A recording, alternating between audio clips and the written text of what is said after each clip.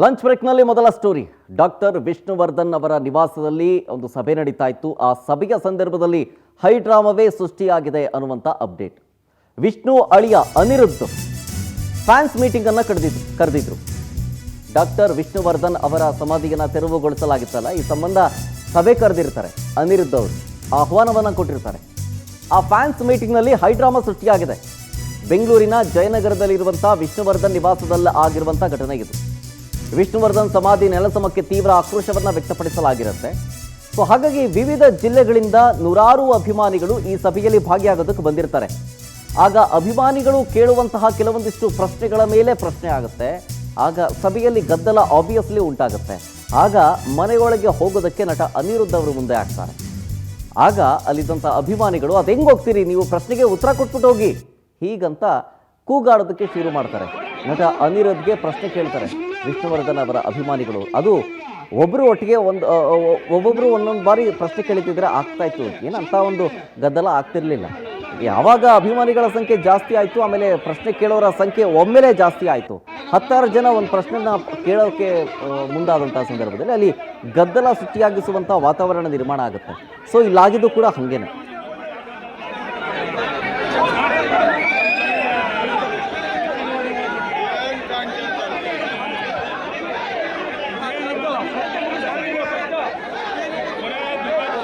ದಯವಿಟ್ಟು ಅನಿರುದ್ಧ್ ಸರ್, ಕ್ಷಮೆ ಇರಲಿ ಅನಿರುದ್ಧ್ ಸರ್, ದಯವಿಟ್ಟು ಅಭಿಮಾನಿಗಳ ಕಡೆಯಿಂದ ಪ್ರಶ್ನೆ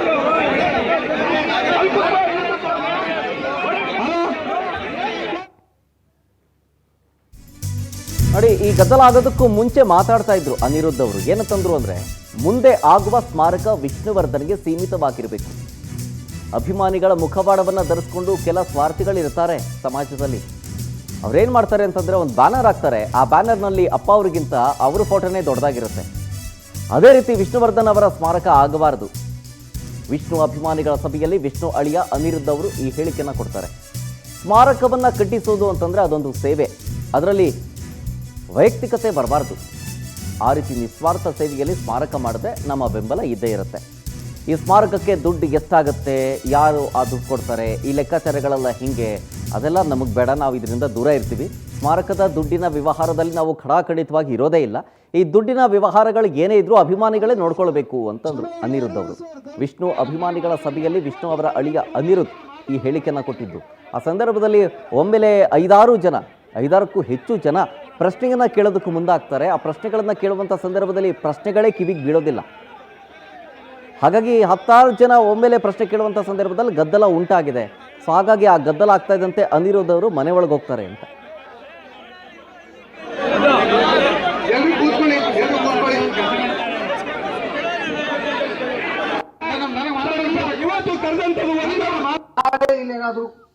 ಏನಾದ್ರು ಅವ್ರ ಕುಟುಂಬದವರು ಏನೋ ಆಯ್ತು, ಸರ್ಕಾರದವರು ಏನೋ ಒಂದು ಅವ್ರಿಗೆ ಇನ್ನೂ ಒತ್ತಡ ಹಾಕಿ ಇದು ಏನಾದ್ರು ಕೊಂಡ್ಕೊಳ್ಳೋ ತರ ಆಯ್ತು, ಯಾರಾದ್ರೂ ಕೊಂಡ್ಕೊಂಡ್ರು ಅಂತಂದ್ರು, 2 ವಿಷಯಗಳನ್ನ ನಾನು ಹೇಳೋದಕ್ಕೆ ಇಷ್ಟಪಡ್ತೀನಿ. ನಮ್ಮ ಸಹಕಾರ ಎಲ್ಲಿಗಿರುತ್ತೆ ಅಂತಂದ್ರೆ, ಯಾವ ರೀತಿ ಇರುತ್ತೆ ಅಂತಂದ್ರೆ, ಆ ಸ್ಮಾರಕ ಏನಾಗತ್ತೋ ಅದು ಕೇವಲ ಸಾಹಸಸೀಮ ಡಾಕ್ಟರ್ ವಿಷ್ಣುವರ್ಧನ್ ರವರಿಗೆ ಮಾತ್ರ ಸೀಮಿತ ಇರಬೇಕು. ಅವರಿಗೆ ಮಾತ್ರ ನಮನ ಸಲ್ಲಿಸೋ ತರ ಇರಬೇಕು. ಈಗ ನಾನು ಆಗ್ಲೇ ಹೇಳಿದೆ ನಿಮಗೆ, ಅಭಿಮಾನಿಗಳು ಕೆಲವರು, ಅದು ಅಭಿಮಾನಿಗಳಲ್ಲ, ನಾನು ಎಷ್ಟೋ ಸಲ ಹೇಳಿದ್ದೀನಿ, ನಿಜವಾದ ಅಭಿಮಾನಿಗಳು ಅದನ್ನ ಮಾಡೋದೇ ಇಲ್ಲ. ಅಭಿಮಾನಿಗಳು ಅಂತ ಹೇಳ್ಕೊಂಡು ಮುಖವಾಡ ಹಾಕೊಂಡು ವೇಷ ಧರಿಸ್ಕೊಂಡು ನಮ್ಮ ಜೊತೆಯಲ್ಲಿ ಇರೋರು ಕೆಲವರು ವಿರೋಧಿಗಳು ಇರ್ತಾರೆ, ಕೆಲವರು ಸ್ವಾರ್ಥಿಗಳು ಇರ್ತಾರೆ. ಅವರುಗಳು ಏನ್ ಮಾಡ್ತಾರೆ, ಸುಮಾರು ವಿಷಯಗಳನ್ನ ಹೇಳ್ತೀನಿ, ಅದ್ರ ಒಂದು ವಿಷಯ ಹೇಳ್ತೀನಿ. ಆ ಬ್ಯಾನರ್ ಅಲ್ಲಿ ಅಪ್ಪರಿಗಿಂತ ಅವ್ರ ಫೋಟೋನೇ ಜಾಸ್ತಿ ದೊಡ್ಡದು. ಅದೇ ರೀತಿಲಿ ಸ್ಮಾರಕದ್ದು ಆಗ್ಬಾರ್ದು. ಸ್ಮಾರಕ ಯಾರು ಕಟ್ಟಿಸ್ತಾರೋ ಅದು ಸೇವೆ. ಅದು ಸೇವೆ ಮಾಡ್ತಿರ್ಬೇಕಂದ್ರೆ ನಾನು ಮಾಡಿದೆ ಅಂತ ಇರಬಾರ್ದು. ಅದು ಅವ್ರಿಗೋಸ್ಕರ ಮಾಡ್ತಿರೋದು ಜನಾರ್ದನ ಸೇವೆ. ಆ ರೀತಿಲಿದ್ರೆ ನಮ್ಮ ಸಹಕಾರ ಇರುತ್ತೆ. 2ನೇದು, ಅದಕ್ಕೆ ದುಡ್ಡು ಖರ್ಚು ಎಷ್ಟಾಗತ್ತೆ, ಯಾರು ಕೊಡ್ತಾರೆ ಅಥವಾ ಯಾರ್ಯಾರು ಕೊಡ್ತಾರೆ, ಲೆಕ್ಕಾಚಾರ ಯಾರಿರ್ತಾರೆ, ಅದನ್ನ ಪಾರದರ್ಶಕತೆ ಇದೆಯಾ, ಅದೆಲ್ಲವೂ ಇರಬೇಕು. ಜೊತೆಗೆ ಆ ದುಡ್ಡಿನ ವ್ಯವಹಾರದಲ್ಲಿ ನಾವು ಇರಲ್ಲ, ನಾವು ಖಡಾಖಂಡಿತವಾಗಿ ಇರಲ್ಲ. ಅದು ನೀವುಗಳೇ ನೋಡ್ಕೋಬೇಕು. ಆದ್ರೆ ಅದು ಗಮನ ಇರಲಿ. ಏನೋ ಆಗಬಹುದು, ಅದು ನಿಮ್ಮ ಗಮನ ಇರಲಿ. ಡೀಟೇಲ್ಸ್ ಕೊಡ್ತಾರೆ ಇದ್ರ ಬಗ್ಗೆ ನಮ್ಮ ಫಿಲ್ಮ್ ಬ್ಯೂರೋ ಹೆಡ್ ದೀಪಿಕಾ ಲೈವ್ನಲ್ಲಿ. ದೀಪಿಕಾ, ಶಾಂತಿಯುತ ಸಭೆ ಅಭಿಮಾನಿಗಳ ಜೊತೆ ನಡೀತಾ ಇದ್ದದ್ದು ಗದ್ದಲ ಯಾಕಾಯಿತು? ಜೊತೆಗೆ ಗದ್ದಲ ಆಗ್ತಾ ಇದ್ದಂತೆ ಬೇಜಾರು ಮಾಡಿಕೊಂಡು ಅನಿರುದ್ಧ ಅವರು ಮನೆ ಒಳಗೆ ಹೋದ್ರಂತೆ. ಮನೆ ಹೊರಗಡೆ ಬಂದ್ರ ಈಗ ಸಭೆ ವಾತಾವರಣ ಹೆಂಗಿದೆ ಅಂತ ಹೇಳಿ ಅಲ್ಲಿ ಶರತ್, ನಾವು ಗಮನಿಸಬಹುದು, ಕಳೆದ ಶುಕ್ರವಾರ ವರಮಹಾಲಕ್ಷ್ಮಿ ಹಬ್ಬ ಏನಿತ್ತು ಆ ದಿನ ಇಡೀ ವಿಷ್ಣುವರ್ಧನ್ ಅಭಿಮಾನಿಗಳಿಗೆ ಒಂಥರ ಕರಾಳ ದಿನ ಅಂತ ಹೇಳ್ಬೋದು. ಯಾಕಂದ್ರೆ ಏಕಾಏಕಿ ಅಭಿಮಾನ್ ಸ್ಟುಡಿಯೋದಲ್ಲಿರುವಂತಹ 16 ವರ್ಷಗಳಿಂದ ಇದ್ದಂತಹ ವಿಷ್ಣುವರ್ಧನ್ ಅವರ ಸಮಾಧಿಯನ್ನ ಏಕಾಏಕಿ ನೆಲಸಮ ಮಾಡ್ತಾರೆ ಬಾಲಣ್ಣ ಕುಟುಂಬದವರು ಅನ್ನುವಂಥದ್ದು ಅಭಿಮಾನಿಗಳ ಆರೋಪ ಕೂಡ ಆಗಿತ್ತು. ಇನ್ನು ನೆಲಸಮ ಆದಾಗಿನಿಂದ ಕೂಡ ಅಭಿಮಾನಿಗಳು ನೊಂದ್ಕೊಂಡಿದ್ದಾರೆ. ಅಲ್ಲೇ ನಮಗೆ ಸಮಾಧಿ ಬೇಕು ಅನ್ನುವಂತ ಹಠವನ್ನ ಕೂಡ ಪಟ್ಟು ಹಿಡಿದಿರುವಂತದ್ದು. ಆದ್ರೆ ಎಲ್ಲೋ ಒಂದು ಕಡೆ ಅನಿರುದ್ಧ ಅವರು, ವಿಷ್ಣುವರ್ಧನ್ ಅಳಿಯಾಗಿರುವಂತಹ ಅನಿರುದ್ಧ ಅವರು ಮೀಡಿಯಾಕ್ಕೆ ಒಂದು ಸ್ಟೇಟ್ಮೆಂಟ್ ಕೂಡ ಕೊಡ್ತಾರೆ. ಅಭಿಮಾನಿಗಳು ಅಭಿಮಾನವನ್ನ ಮೆರೀಲಿ, ಅದಕ್ಕೆ ನಮ್ಗೆ ಯಾವುದೇ ರೀತಿಯ ಬೇಸರ ಇಲ್ಲ, ಅವರನ್ನ ಎಷ್ಟು ಬೇಕಾದ್ರೂ ಮೆರೀಲಿ ಅನ್ನೋ ಒಂದು ಮಾತನ್ನ ಕೂಡ ಹೇಳ್ತಾರೆ. ನಾವು ಮೈಸೂರಲ್ಲಿ ಕೂಡ ಸ್ಮಾರಕ ಕಟ್ಟಿದೀವಿ, ಅಲ್ಲೂ ಕೂಡ ಎಂದಿನಂತೆ ಅದನ್ನ ದೊಡ್ಡ ಮಟ್ಟಕ್ಕೆ ಬೆಳೆಯಕ್ಕೆ ನಾವು ಅವಕಾಶವನ್ನ ಮಾಡಿಕೊಡ್ತೀವಿ ಅನ್ನೋ ಮಾತನ್ನ ಹೇಳಿರುವಂತ. ಇದರಿಂದ ಅಭಿಮಾನಿಗಳು ಇನ್ನಷ್ಟು ಕೆರಳಿಕೊಂಡಿದ್ದಾರೆ. ಯಾಕೆ ವಿಷ್ಣುವರ್ಧನ್ ಅವರ ಫ್ಯಾಮಿಲಿ ನಮಗೆ ಸಪೋರ್ಟ್ ನೀಡ್ತಾ ಇಲ್ವಂತ ಅನ್ನೋ ಮಾತನ್ನು ಕೂಡ ಅಭಿಮಾನಿಗಳು ಹೇಳ್ತಾ ಇರುವಂತದ್ದು. ಎಲ್ಲೋ ಒಂದು ಕಡೆ ವಿಷ್ಣು ಕುಟುಂಬಕ್ಕೂ ಅಭಿಮಾನಿಗಳ ನಡುವೆ ಒಂದು ಬ್ರಿಡ್ಜ್ ಕ್ರಿಯೇಟ್ ಆಗಿತ್ತು. ಆ ಬ್ರಿಡ್ಜ್ ಅನ್ನ ಒಂದು ಕ್ಲಿಯರ್ ಕಟ್ ಮಾಡೋದಕ್ಕಾಗಿ ಇವತ್ತು ಅನಿರುದ್ಧ ಅವರೇ ಮಾಧ್ಯಮದವರ ಜೊತೆ ಅಭಿಮಾನಿಗಳನ್ನ ಕರೆದು ಮಹತ್ವದ ಸಭೆ ನಡೆಸಿರುವಂತದ್ದು. ಸಭೆಯಲ್ಲಿ ಅನಿರುದ್ಧ ಅವರ ಒಪಿನಿಯನ್ ಏನಿತ್ತು, ವಿಷ್ಣು ಸ್ಮಾರಕಕ್ಕೆ ಸಂಬಂಧಪಟ್ಟಂತೆ ಅನಿರುದ್ಧ ಅವರ ಒಪಿನಿಯನ್ ಏನಿತ್ತು ಅದನ್ನು ಇವತ್ತು ಕಂಪ್ಲೀಟ್ ಆಗಿ ಹೇಳ್ಕೊಂಡಿದ್ದಾರೆ. ಅಭಿಮಾನಿಗಳ ಪರ, ವಿಷ್ಣುವರ್ಧನ್ ಅಭಿಮಾನಿಗಳ ಪರ ನಾವು ಇರ್ತೀವಿ ಅನ್ನೋ ಮಾತನ್ನ ಅವರು ಹೇಳಿರುವಂತದ್ದು.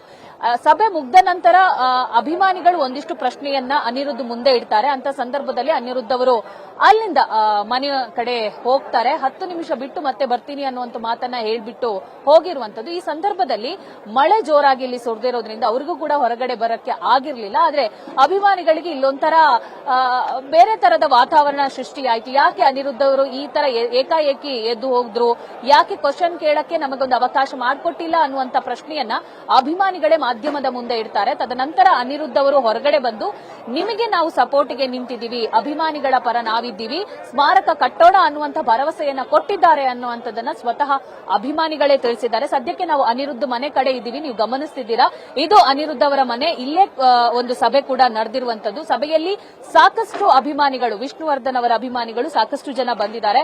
ಅವರು ಅವರ ನೋವನ್ನ ಹೇಳ್ಕೊಳಕ್ ಬಂದಿದ್ದಾರೆ. ಇಲ್ಲೇ ನಮಗೆ ಸಮಾಧಿ ಆಗ್ಬೇಕು, ಇದು ದೇವರು ಮೈಸೂರಲ್ಲಿರುವಂತದ್ದು ದೇವಸ್ಥಾನ ಅನ್ನುವಂತ ಒಂದು ಒಪಿನಿಯನ್ ಕೂಡ ಅವರು ವ್ಯಕ್ತಪಡಿಸುತ್ತಿದ್ದಾರೆ. ಸದ್ಯಕ್ಕೆ ಒಂದಿಷ್ಟು ಅಭಿಮಾನಿಗಳು ನಮ್ ಜೊತೆ ನಿಂತ್ಕೊಂಡಿದ್ದಾರೆ. ಅವರನ್ನ ಮಾತಾಡಿಸುವಂತಹ ಪ್ರಯತ್ನವನ್ನ ನಾನು ಇಲ್ಲಿ ಮಾಡ್ತೀನಿ. ಒಂದಿಷ್ಟು ಮಹಿಳಾ ಅಭಿಮಾನಿಗಳು ಇಲ್ಲಿದ್ದಾರೆ. ಮೊದಲಿಗೆ ಅವರ ಹತ್ರನೇ ಮಾತಾಡ್ತೀವಿ. ವಿಷ್ಣುವರ್ಧನ್ ಅವರಿಗೆ ಮಹಿಳೆಯರೇ ಜಾಸ್ತಿ ಅಭಿಮಾನಿ ಇದ್ದಿದ್ದು, ಅವರ ಸಿನಿಮಾಗಳನ್ನ ನೆಚ್ಕೊಂಡೇ ಅವರ ಅಭಿಮಾನಿ ಆಗಿರುವಂತದ್ದು ಮಹಿಳೆಯರು. ಸೊ ಇವತ್ತು ಅನಿರುದ್ಧ ಅವರ ಒಂದು ರಿಯಾಕ್ಷನ್ಗೆ ನೀವೇನು ಹೇಳ್ತೀರಾ? ಮೇಡಮ್, ಇಲ್ಲಿ ಗೊಂದಲ ಶುರುವಾಗಿದೆ. ಇವತ್ತು ಅನ್ಕೊಂಡ್ವಿ ಇವತ್ತೊಂದು ಕ್ಲಾರಿಟಿ ಸಿಗುತ್ತೆ ಅಂತ. ಬಟ್ ನಾ ಯಾವ ಪರ ಅಲ್ಲ, ಯಾರು ವಿರೋಧ ಅಲ್ಲ. ಈಗ ನಾನು ಕೇಸ್ ನಡೆಸ್ತೀನಿ ಅನ್ನುವಾಗ ಲಾಯರ್ ನಾನು ಫೀಸ್ ಕೊಟ್ಟು ನಡೆಸ್ತೀನಿ ಅನ್ನುವಾಗ ಲಾಯರ್ ನನಗೆ ಹೇಳ್ತಾನೆ ಇವತ್ತಿಗೆ ನಿಮ್ದು ಕೇಸ್ ಅವ್ರ ಕಡೆ ಆಗಿದೆ, ನಿಮ್ ಕಡೆ ಬಂದಿದೆ ಅಂತ. ಇಲ್ಲಿ ಇಬ್ರು ಕೇಸ್ ನಡೆಸ್ತಿದ್ದಾರೆ, ಇಬ್ರು ಲಾಯರ್ ಇದ್ದಾರೆ. ನನ್ನ ಫ್ಯಾಮಿಲಿ ಬಗ್ಗೆ ಆಮೇಲೆ ಮಾತಾಡ್ತೀನಿ. ಸೊ ಇಬ್ರು ಆ ಲಾಯರ್ ಹೇಳಿದ ತಕ್ಷಣ ಅಟ್ಲೀಸ್ಟ್ ನಮಗೆ ಗೊತ್ತಾಗಬೇಕು, ನಮ್ಗೆ ಅವ್ರು ನೋಟಿಸ್ ಮಾಡಬೇಕಿತ್ತು. ವೀರಕಪುತ್ರ ಶ್ರೀನಿವಾಸ್, ಅಟ್ಲೀಸ್ಟ್ ರಾಜಗೌಡ್ರು ಇಬ್ರಲ್ಲಿ ಯಾರಾದ್ರೂ ಒಬ್ರು ವಿಡಿಯೋ ಮಾಡಿ ಬಿಡಬೇಕಿತ್ತು. ನಾನು ಓಪನ್ ಅವ್ರ ಹೆಸರೇ ಹೇಳ್ತಾ ಇದ್ದೀನಿ. ಅವ್ರಿಬ್ರೇ ಕೇಸ್ ನಡೆಸಿದ್ರು. ಇದಕ್ಕೂ ಮುಂಚೆ ನಮ್ಮ ಕೈಯಲ್ಲಿ ಕೊಟ್ಟಿರೋದನ್ನ ನಾವೇನಾದ್ರೂ ಮಾಡ್ಕೋತೀವಿ 16 ವರ್ಷದಿಂದ. ಇಲ್ಲ, ನಾವು ಕೇಸಾಗಿ ನಡೆಸ್ತೀವಿ ಅಂತ ಹೇಳಿದ್ರು. ಪುಣ್ಯಭೂಮಿ ಓಡಾಡಿ ಅಮ್ಮ ಆಚೆ ಬಂದ್ಬಿಟ್ರು. ಅದಾದ್ಮೇಲೆ ಇವರಿಬ್ರು ಎಂಟ್ರಿ ಕೊಟ್ರು. ಸೊ ಇವ್ರು ನಡೆಸಿದಾರೆ ಅಂತ ನಾವು ವೇಟ್ ಮಾಡ್ತಾ ಇದ್ವಿ. ನಾವು ಜಗಳ ಅದೆಲ್ಲೂ ಮಾಡ್ಕೊಂಡಿರ್ಲಿಲ್ಲ. ಯಾಕಂದ್ರೆ ಲಾಯರ್ ಹೋಗ್ತಿರುವ ಕೋರ್ಟಲ್ಲಿರುವ ಕೇಸ್ ನಾವು ಮಾತಾಡಬಾರ್ದು ಅಂತ. ಸೊ ಈ ಕೋರ್ಟ್ ಇಂದ ಬಂದಿದ್ದಲ್ಲ ಆರ್ಡರ್, ಡಿಸೆಂಬರ್ 30 ಬಂತಂತ ಹೇಳ್ತಿದ್ದಾರೆ. ಜನವರಿ ನಿಮ್ಗೊಂದು ವಿಡಿಯೋ ಮಾಡಿ ನಮ್ಗೆ ಹೇಳಿದ್ರೆ ಅಭಿಮಾನಿಗಳಿಗೆ ನಮ್ ಕೈ ತಪ್ಪಿ ಹೋಗಿದೆ ಪುಣ್ಯಭೂಮಿ, ಏನಾದ್ರೂ ಮಾಡೋಣ ಅಂತ. ಈಗ ಮುಂದೆ ನಡೆಸಿರೋರು ನಮ್ಮ ಅಪ್ಪ ಅಮ್ಮ ಇದಾರೆ ಅಂತ ನಾವು ಸುಮ್ಮನೆ ಇರ್ತೀವಿ. ಅವ್ರು ನಡೆದಿರುವ ಅವ್ರು ಯಾವಾಗ ನಮ್ಗೆ ಹೇಳ್ಬೇಕು, ಅಪ್ಪ ಅಮ್ಮ ನಮ್ ಕಾಲ ಈಗ ಮುಗಿದಿದೆ, ಏನಾದ್ರೂ ಮಾಡೋಣ ಅಂತ. ಸೊ ಅವರು ನಮ್ಗೆ ಇಂಟಿಮೇಷನ್ ಸಿಕ್ಕಿಲ್ಲ. ಇದು ಇವ್ರ ಫ್ಯಾಮಿಲಿ ಪ್ರಾಬ್ಲಮ್ ಅಲ್ಲ. ಫ್ಯಾಮಿಲಿಗೆ ನೋಟಿಸ್ ಬರೋದಿಲ್ಲ, ಯಾಕಂದ್ರೆ ಫ್ಯಾಮಿಲಿ ಆಲ್ರೆಡಿ ಇದರಿಂದ ಹಿಂದೆ ಹೋಗ್ಬಿಟ್ಟಿದೆ. ಫ್ಯಾಮಿಲಿ ನೋಟಿಸ್ ಹೋಗಲ್ಲ. ಯಾರು ಕೇಸ್ ನಡೆಸ್ತಿದ್ರೆ ಅವ್ರ ಹತ್ರ ನೋಟಿಸ್ ಹೋಗಿರುತ್ತಲ್ವಾ, ಅಟ್ಲೀಸ್ಟ್ ಅವ್ರು ನಮ್ಗೆ ವಿಷಯ ಹೇಳ್ಬೇಕಿತ್ತಲ್ವಾ, ಈ ತರ ಆಗಿದೆ, ನಮ್ಗೆ ಏನಾದ್ರು ಬನ್ನಿ, ಫ್ಯಾನ್ಸ್ ಬನ್ನಿ, ಏನಾದ್ರು ಹೋರಾಟ ಮಾಡೋಣ ಅಂತ. ಕಿತ್ತಾಕದ್ಮೇಲೆ ಮಾಡೋ ಹೋರಾಟನ ಕಿತ್ತಾಕ ಮುಂಚೆ ನಾವು ಮಾಡ್ತಾ ಇದ್ವಿ. ನಮ್ ಕೈಲಾಗಿದ್ದ ನಾವು ದಿನ ಹೋಗ್ತಾ ಬರ್ತಾ ಕಣ್ಣಾಡ್ಸೋದು, ಅದ್ರ ಬಗ್ಗೆ ಗಮನ ಮಾಡೋದು, ಇವ್ರು ಅಲ್ಲೇ ಓಡಾಡ್ತಾರೆ ನೋಡ್ತಾ ಇದ್ರಿ ಇವರು. ಅದನ್ನ ನಾವು ಯಾಕಂದ್ರೆ ಇವಾಗ ಕೋರ್ಟ್ ನಡೀತಿರೋ ಕಾರಣಕ್ಕೆ ನಾವು ಬರ್ಡೇ ಅನ್ನೋ ಕಾರಣಕ್ಕೆ ಯಾರು ಆ ಕಡೆ ಹೋಗಿಲ್ಲ, ಮತ್ತೆ ರಾತ್ರಿ ಹೊತ್ತು ಮಾಡೋ ಕಾರಣಕ್ಕೆ ನಮಗೆ ವಿಷಯ ಗೊತ್ತಾಗಿಲ್ಲ, ನೋಟಿಸ್ ಬರೋದಕ್ಕೆ ಕಾರಣ ಇದು. ಇಲ್ಲಿ ಇಷ್ಟು ವಿಷಯ ನಮ್ಗೆ ವಿಷಯ ಗೊತ್ತಾಗಿರೋ ನಾವು 6 ತಿಂಗಳವರೆಗೂ ಬಿಟ್ಕೋತಾ ಇರಲಿಲ್ಲ ಮೇಡಮ್. ಏನಾದ್ರು ನಾವು ಸೇಫ್ಟಿನೋ ಇದೇ ಗಲಾಟೆ ಅವಾಗಲೇ ಮಾಡ್ತಿದ್ವಿ, ಅಟ್ಲೀಸ್ಟ್ ಅವ್ರು ನೋಡೋಕ್ಕಾದ್ರೆ ಪುಣ್ಯಭೂಮಿ ಇರ್ತಾ ಇತ್ತು. ಈಗ ಪುಣ್ಯಭೂಮಿ ಕಿತ್ತಾಕದ್ಮೇಲೆ ನಾವು ಇದೇ ಮಾಡೋ ಕೆಲಸ ಅವಾಗ್ಲೂ ಮಾಡ್ತಿದ್ವಿ ಅಲ್ವಾ, ನಾವು ಮಾಡ್ತಿದ್ವಲ್ಲ. ಇವಾಗ ಪುಣ್ಯಭೂಮಿ ನೆಲ ಸಮ ಆಗಿದೆ, ಅನಿರುದ್ಧ ಅವ್ರು ಕರೆದು ಇವತ್ತು ಮೀಟಿಂಗ್ ಕರೆದಿದ್ದಾರೆ. ಸದ್ಯಕ್ಕೆ ಅವ್ರು ಹೊರಗಡೆ ಬಂದು ಒಂದಿಷ್ಟು ಸ್ಟೇಟ್ಮೆಂಟ್ ಕೊಟ್ಟಿದ್ದಾರೆ, ಏನ್ ಹೇಳಿದ್ದಾರೆ, ಅದರಿಂದ ನಿಮಗೆ ಸ್ಯಾಟಿಸ್ಫೈಡ್ ಆಗಿದೆಯಾ ಅಂತ? ಮೇಡಮ್ ಅವ್ರಿರೋ ಸತ್ಯ ಹೇಳಿದ್ದಾರೆ, ಯಾಕಂದ್ರೆ ಅವ್ರನ್ನ ಫ್ಯಾಮಿಲಿ ಆಲ್ರೆಡಿ ಕೋರ್ಟ್ ಸರ್ಕಾರ ಹೇಳ್ಬಿಟ್ಟಿದೆ ನಿಮ್ಗೆ ಇನ್ನೊಂದ್ ಕಡೆ ಕೇಳಬೇಡಿ ಅಂತ. ಕೇಳಿದ್ಮೇಲೆ ಮತ್ತೆ ಅವ್ರು ಕೇಳಕ್ಕಾಗಲ್ಲ ಈ ಜಾಗ. ಅವ್ರು ಹೇಳಿದಾರೆ ನನ್ ಸಮ್ಮತ ಇದೆ ನಿಮಗೆ, ನೀವೇನಾದ್ರೂ ಅಭಿಮಾನಿಗಳು ಮಾಡಿ ಅಂತ. ಅಭಿಮಾನಿಗಳು ನಾವು ಮಾಡಿ ಸೇರಿ ಎಲ್ಲ ಕುಟ್ಕೊಂಡು ಅದನ್ನ ತಗೋಣ, ಫ್ಯಾಮಿಲಿ ನಾವು ಹೋಗಿ ಮಾತಾಡೋಣ. ಅವರು ಮುಖ 2 ಕಡೆ ಹೋಗಿ ಕೇಳಕ್ ಆಗಲ್ಲ ಅವ್ರಿಗೆ. ಒಬ್ಬ ಅಮ್ಮ ಹಿರಿಯ ಕಲಾವಿದೆ, ಅವ್ರು ಎಲ್ಲಾದ್ರೂ ಹೋಗಿ ಭಿಕ್ಷೆ ಹೊಡಕ್ ಆಗಲ್ಲ. ನಾವು ಫ್ಯಾನ್ಸ್ ಇದೀವಲ್ವಾ, ನಾವೆಲ್ಲ ದುಡ್ಡು ಕೊಟ್ಟು ತಗೋತೀವಿ ಅಂತ ಹೇಳ್ತಿದೀವಲ್ವಾ, ನೀವೆಲ್ಲ ಸೇರ್ಕೊಂಡು ಮಾಡೋಣ. ಯಾಕೆ ನೀವು ಅವ್ರ ಮೇಲೆ ಫ್ಯಾಮಿಲಿ ಮೇಲೆ ಯಾಕೆ ಬ್ಲೇಮ್ ಮಾಡ್ತೀರಾ? ಒಬ್ಬರೇ ಲೇಡಿ ಓಡಾಡ್ಬೇಕು. ಮತ್ತೆ ಸರ್ ತುಂಬಾ ಓಡಾಡಿದ್ದಾರೆ, ಅವ್ರದ್ದು ಎಲ್ಲ ಹೇಳ್ಕೊಳ್ಳಿ. ಅವ್ರು ಹೇಳ್ದಂಗೆ ಫ್ಯಾಮಿಲಿಗೆ ಮಾಡಿದ್ ನಾವ್ ಹೇಳ್ಕೊಳ್ಳಲ್ಲ, ನನ್ನ ಮಕ್ಳಿಗೆ ಮಾಡಿದ್ ನಾವ್ ಹೇಳ್ಕೊಳಕ್ ಆಗಲ್ಲ. ಅದು ಆತರ ಹಂಗೆ ಹೇಳ್ಕೊಳ್ಳಲ್ಲ. ನನ್ಗೇನು ಅವ್ರ ಬಗ್ಗೆ ನಂಗೆ ಬೇಜಾರಿಲ್ಲ, ಫ್ಯಾಮಿಲಿ ಬಗ್ಗೆ. ಅವ್ರ ಅವತ್ತಿಂದ ನಾನು ಅವ್ರ ಫ್ಯಾಮಿಲಿ ಕಡೆನೇ ಇದೀನಿ ನಾನು. ಯಾಕಂದ್ರೆ ಅವ್ರು ಇರೋ ವಿಷಯ ಅವ್ರು ಹೇಳಿದ್ದಾರೆ, ಅವ್ರು ಓಡಾಡಿದ್ದಾರೆ, ಅವ್ರ ಕೈಲಿ ಏನು ಮಾಡಕ್ಕಾಗಿಲ್ಲ, ಅಷ್ಟು ಮಾತ್ರ ಮಾಡಿದ್ದಾರೆ. ಮೈಸೂರು ಒಳ್ಳೆ ಸ್ಮಾರಕ ಮಾಡಿದ್ದಾರೆ. ನನ್ಗೆ ಇಲ್ಲಿ ಬೇಡ ಅಂತ ನನ್ನ ಒಪಿನಿಯನ್ ಅಲ್ಲ, ನಾನೊಬ್ಬ ಅಭಿಮಾನಿ. ನಾನು ದಿನ ವರ್ಷ ಹೋಗ್ತಿದ್ದೆ ಅಲ್ಲಿಗೆ, ನಾನು 2 ಸಲ ಹೋಗ್ತೀನಿ ನಾನು. ಅದ್ ನನ್ನ ಪ್ರಶ್ನೆ ಅದಲ್ಲ, ನನಗೆ ಬೇಡ ಅಂತಲ್ಲ, ನನ್ಗೆ ಇಲ್ಲೂ ಬೇಕೇ ಬೇಕು ಅಭಿಮಾನಿ ಸ್ಟುಡಿಯೋ. ಒಂದು ಫೋಟೋ ಇಟ್ಟು ಒಂದು 4 ಕುಂಟೆ ಜಾಗದಲ್ಲಾದ್ರೂ ಅವ್ರದೊಂದು ಸ್ಮಾರಕ ಆಗ್ಬೇಕನ್ನೋದೇ ನನಗೂ ಇಷ್ಟ. ಬಟ್ ಹಂಗಂತ ಫ್ಯಾಮಿಲಿನ ಹೇಳ್ಕೊಂಡ್ ಬಂದು ನಾವು ಇಲ್ಲಿ ಅವ್ರನ್ನ ಸುಮ್ನೆ ಇಲ್ಲೇ ಇದು ಮಾಡಬಾರ್ದು, ಅವ್ರಿಗೆ ಹಿಂಸೆ ಕೊಡಬಾರ್ದು ಅಂತ ನನ್ನ ಒಪಿನಿಯನ್. ಸರ್, ಇವಾಗ ಎಷ್ಟು ಹಣ ಬೇಕಾಗ್ಬೇಕು? ಯಾಕಂದ್ರೆ ಅಭಿಮಾನಿಗಳೇ ನಿಂತ್ಕೊಂಡು ಇದನ್ನ ಸಮಾಧಿ ಕಟ್ಟಬೇಕು ಅಂತ ಪಣ ತೊಟ್ಟಿರೋದು. ಸೊ ಎಷ್ಟು ಅಮೌಂಟ್ ಆಗಿದೆ, ಇದ್ರ ಬಗ್ಗೆ ಏನಾದ್ರು ಡಿಸ್ಕಷನ್ ಆಯ್ತಾ? ಅದ್ರ ಬಗ್ಗೆ ಏನು ಡಿಸ್ಕಷನ್ ಆಗ್ಲಿಲ್ಲ ಮೇಡಮ್. ನಾನು ಹೇಳೋದು ಒಂದೇ ಒಂದು ಮಾತು ಮೇಡಮ್, ಅಭಿಮಾನಿ ಸ್ಟುಡಿಯೋ ಅಂದ್ರೆ ಏನು ಎತ್ತ ಅಂತ ಯಾರಿಗೂ ಎಷ್ಟೋ ಜನ ಹೊಸಬ್ರಿಗೆ ಗೊತ್ತೇ ಇರಲಿಲ್ಲ. 16 ವರ್ಷ ಮುಂಚೆ ನಾನು ಫಸ್ಟ್ ಟೈಮ್ ವಿಷ್ಣುವರ್ಧನ್ ಕಾರ್ಯಕ್ಕೆ ಹೋದಾಗ